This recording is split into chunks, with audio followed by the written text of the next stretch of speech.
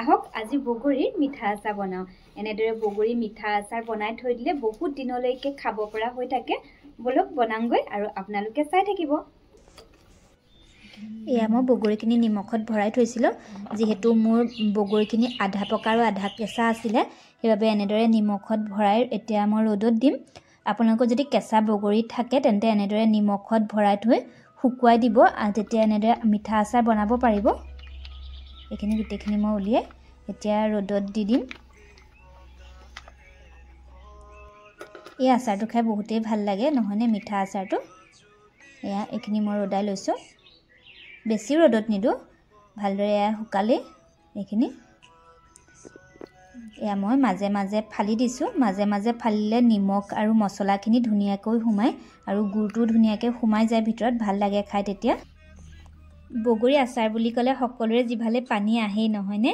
এই মিঠা আচাৰটো বেয়া পোৱা মানুহ চাগে খুব কমেই আছে, সকলোৰে প্ৰিয়ই হয়। আজি মই বনোৱা পদ্ধতিটো চাওকচোন, সকলোৱে বনোৱা পদ্ধতিবোৰ বেলেগ বেলেগ হয়। যিসকলে নাজানে বনাব, মোৰ ভিডিঅ'টো চাই বনাবলৈ ট্ৰাই কৰিব, বহুত সহজ হয় বনাবলৈ। সেইখিনি মোৰ ফালি লোৱা হৈ গ'ল এতিয়া। আৰু এইপিনে কেৰাহীখন পাতি লৈছোঁ।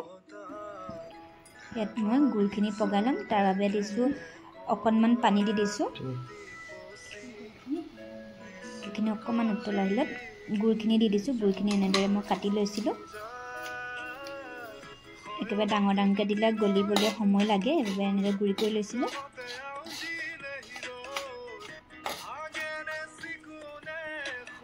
এইখিনি বৰ বেছি উতলাব নালাগে, একেবাৰে আঠাটো অহালৈকে গুড়খিনি পগাব নালাগে। এইখিনি মোৰ প্ৰায় হৈ গ'লগৈ। যিখিনি অকণমান গোটা হৈ আছিলে সেইখিনি ভাঙি দিছোঁ। এইখিনি অকণমান মই চাকি ল'ম, যিহেতু গুড়ৰ তলত বহুতখিনি খিচখিচিয়া ওলায়, সেইকাৰণে সেইটো আকৌ নেদেখাওঁ আপোনালোকক। আৰু এইপিনে কেৰাহীখন গৰম কৰি ল'লোঁ, ইয়াত তেল এড কৰি দিছোঁ। এতিয়া মই বগৰীখিনি অকণমান ভাজি ল'ম। ইয়াত বগৰীখিনি দি দিলোঁ। তেল মই বেছি লোৱা নাই, তেল বেছি হ'লে খাবলৈ বেয়া লাগে আচাৰটো।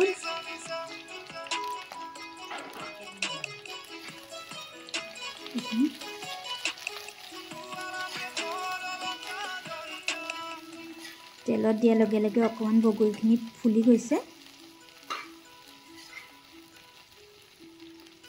এনেদৰে প্ৰায় ৩-৪ মিনিটমান মই ভাজি আছোঁ।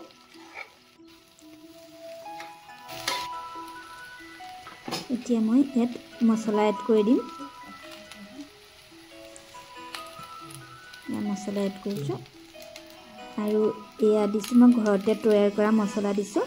ইয়াত গোটা জিৰা, গোটা ধনিয়া, আজওইন, কালজিৰা সকলোখিনি মিক্স কৰি পেলাই ভাজি লৈছিলোঁ। এনেদৰে গুড়ি কৰি ল'লোঁ। তাৰপাছত এইখিনি মিক্স কৰি দিছোঁ। এইখিনি একেবাৰে হ'ব সময়তহে দিছোঁ, মানে ভাজি যেতিয়া এয়া হৈ গৈছে ভাজি, এতিয়া মই ইয়াত গুড় এড কৰি দিম। এইখিনি গুড়খিনি মই এড কৰি দিছোঁ।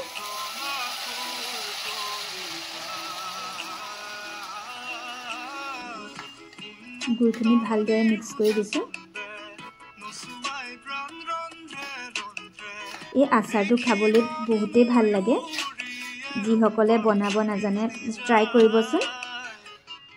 ইয়াত আৰু অকণমান গুড় দিব লাগিব, মোৰ গুড়টো অকণমান কম হৈছে।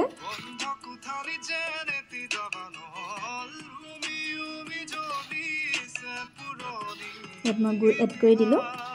গুড় এড কৰি দিয়াটো নেদেখালোঁ আপোনালোকক।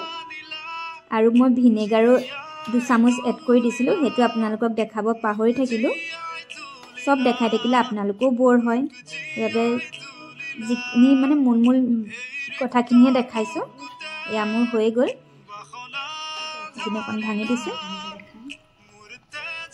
আৰু এইখিনি মই বেছি ডাঠকৈ নাভাজোঁ, এইখিনি অলপ আঠা হওঁতে ৰখাই দিব লাগে। বেছি ডাঠ হৈ গ'লে টান হৈ যাব, বটলত ভৰাবলৈও বেয়া হয়। এইটো জোখতে ৰাখি দিলোঁ। এয়া চাওকচোন, ইমান ধুনীয়া এটা কালাৰ আহিছে, খাবলৈও বহুত টেষ্টি হৈছে। ইয়াত মই জ্বলা এড কৰা নাই, যিহেতু সৰু ল'ৰা ছোৱালীয়ে খাব। আপোনালোকে বিচাৰিলে জালুকৰ গুড়ি বা জলকীয়া দিব পাৰে। মোৰ ইয়াৰ আচাৰ ৰেডি হৈ গ'ল। আপোনালোকে বনাব এবাৰ আৰু কেনেকুৱা পালে মোক কমেণ্টত জনাবচোন। আজিলৈ আহিছোঁ, ধন্যবাদ।